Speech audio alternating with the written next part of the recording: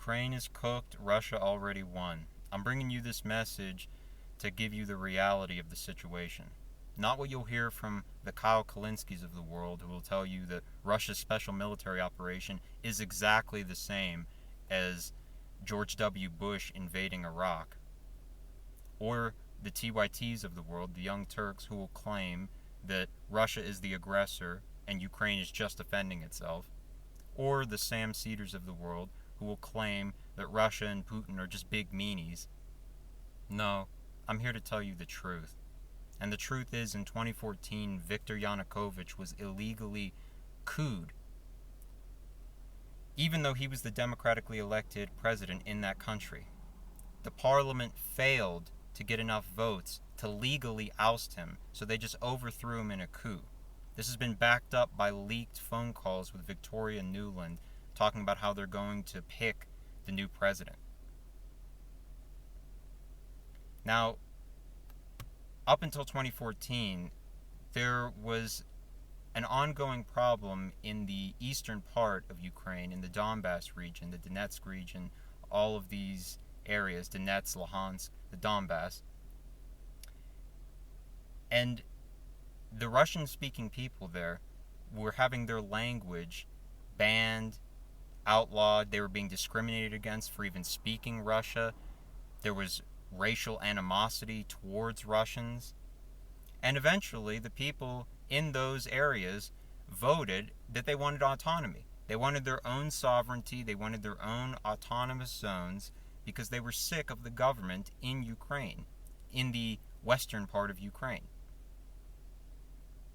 Well, the coup happened, and many, many, many people were murdered. There were people locked in a building and burned to death, slaughtered.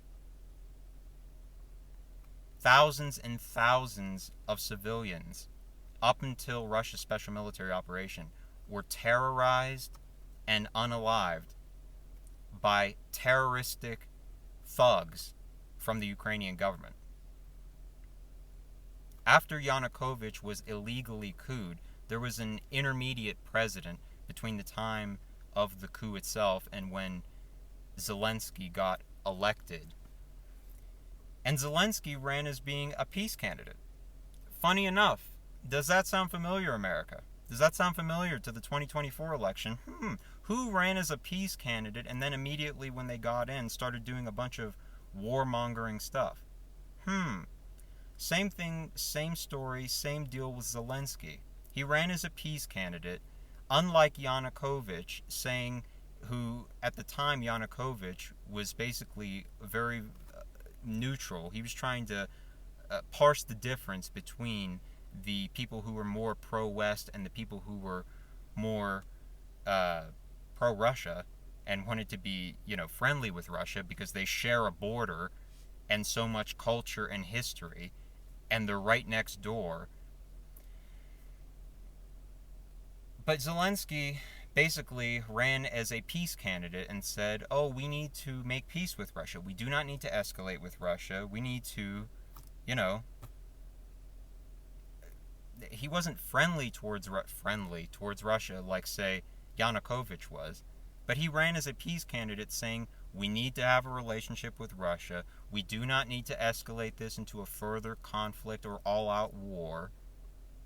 And then as soon as he got into office, after he was backed by the West in the first place, by NATO, by America, by Britain, he got in and he aligned himself with the most terroristic, far-right, thuggish elements of his government. The Azov Yazidis. And these Yazidis used their terroristic methods against the innocent people in the eastern part of Ukraine for years and years and years. Terrorizing where they live, terrorizing their churches. You can literally find these videos online. I still remember when the special military operation started in 2022, and I could still get RT on the TV, on a news channel. And they were playing back-to-back documentary-style videos of all the horrid things that had led up to their special military operation in Ukraine. All the years and years and years of reports of people who had been killed and murdered and disappeared.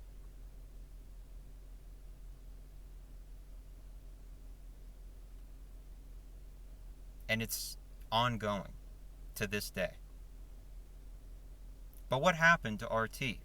Within a week, RT was banned. Within a week, RT was completely off every single airwave, every single TV. There was no access to it. It was banned in America. You couldn't get it. You could get it online, but not on TV. You ever hear of that problem in Russia? You ever hear about Russia banning all Western media during their special military operation because they're just so afraid of what the U.S. and its allies, what Ukraine and what they have to say? You ever hear about that? Things that make you go, should make you really think and wonder about the so-called moral authority of Western governments and leaders. But this is an ongoing conflict that doesn't seem to have an end. The best thing that America could do is broker a peace between Russia and Ukraine, an ongoing peace, not a ceasefire, but an ongoing peace where Ukraine has to cede some land to Russia, which is just the reality that it's already happened. And now you have scum, complete scum, human trash, sleaze, slime, like Boris Johnson, the exact person who went to Ukraine to tell Zelensky, do not make a deal with Russia. We will back you. We will arm you. We will fund you. Do not make a deal with Russia. That same scum, Boris Johnson, is now writing articles in the Daily Mail talking about how, all the things that the West could do and should do if China invades Taiwan, as if we have any claim or right to Taiwan or what goes on in that region of the world.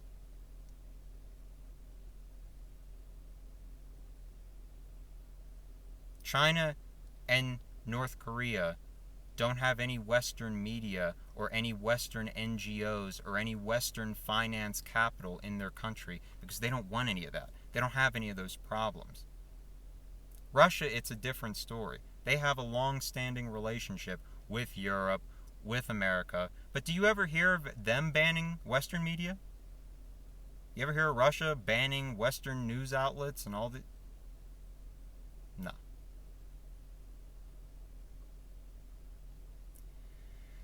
The best thing that we can do is broker a peace between Russia and Ukraine as America, and Europe can sit in the corner and pout and whine. But the reality is that thousands and thousands of people have died. Tens of thousands, if not hundreds of thousands. If you've seen the new numbers that have been released, Ukraine's government databases got hacked apparently, and it's actually closer to over 1 million people have died in this conflict. And even more millions have fled the country, never to come back again. While its corrupt leaders live abroad on the Western money that we fund them with. They live in penthouses, they live in Miami, they live in Europe, they live in all these beachfront properties, while their men and women fight and die, and they lie through their teeth and tell you that they're fighting for democracy, they're fighting for their country, they're fighting for their people and the best interest of their nation. It is all a lie, a complete lie. The country of Ukraine is no more. Russia is here to stay. There isn't going to be a world where there isn't a Russia. And that's the reality. The sooner that Western leaders who have their strings pulled by global banker criminals, the sooner those Western leaders wake up to reality, the better off the world will be.